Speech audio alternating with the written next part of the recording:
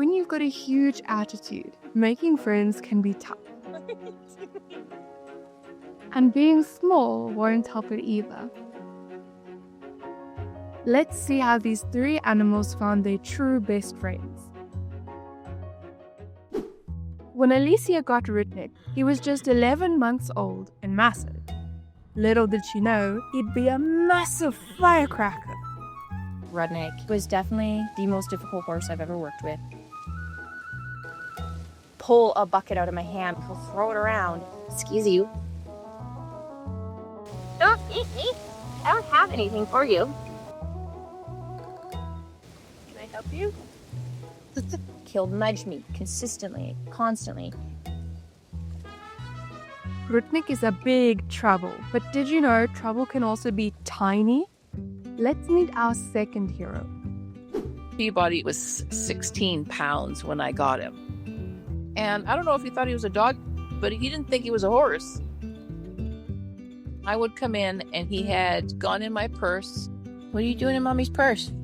You come over here and tell you sorry right now. He would try to bite the dogs on the rear end as they went by. And he would always try to eat the paperwork. Please stop eating my paper. While Peabody kept everyone on their toes, a blind horse, Luna, is trying to find a friend with her heart. When Luna came to the farm, she was the most incredible horse ever. For 3 years, it was just one adventure after another. Until I started noticing how she would get lost at times. We called a vet to come in and check her out. Maybe there was something with her memory. And she told us that she had a condition called moon blindness. It was only going to get worse.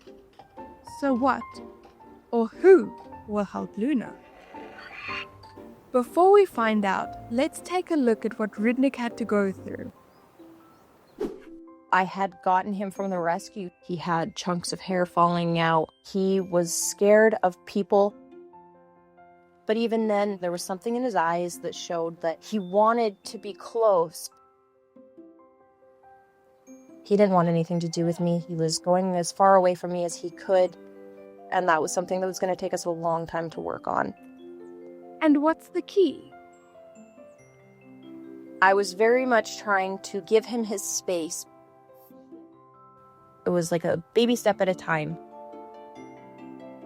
I would just sit on the ground in the middle of the field and let him sniff around me. While Rudnick is slowly opening up, Peabody's just at the beginning of his journey. When I picked him up, Peabody was 3 days old. I got a call from a lady who has a breeding ranch. She said, my mare just had a baby. His mother had rejected him because he was so small. And it's a dwarf, so we're going to put him down. I said, no, don't do that. I drove across country and I went and got Peabody. He couldn't walk because his legs were crooked and his bite was off. And then I had some shoes made for him. The next thing you know, he's running down the wood floor, making all kinds of noise. Unfortunately, he was too small for the other horses. Oh, that's a bummer. So, will Peabody ever have a friend? We'll see in a minute. In the meantime, Luna found one. And it's a donkey. When PT arrived, he was still a baby, only 8 months old. But he instantly gravitated towards Luna. It was almost like he knew she needed him. And the first day I took the horses out for a graze, PT went straight into the barn to get his new sister. And ever since then, PT has been Luna's personal navigator. Every morning when Luna needs to leave the barn, PT is running there to get her. He brays up a storm and she follows his sound. And when the day is over, PT leads her back to her stall. Sometimes Luna will forget where the barn door is, So Petey will always go back and fetch her to make sure she knows her way. It's unbelievable. You wouldn't believe Rudnick's switch either.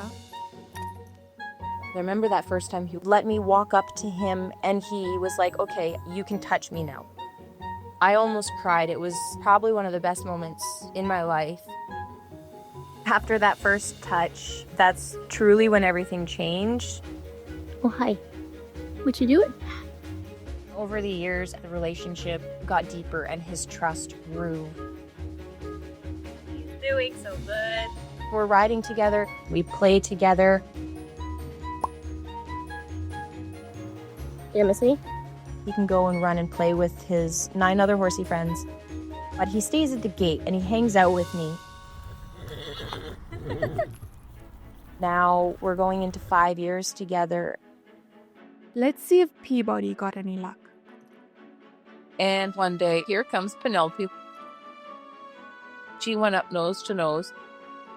He had no fear whatsoever. They'd run and see who would win the race. Oh my gosh.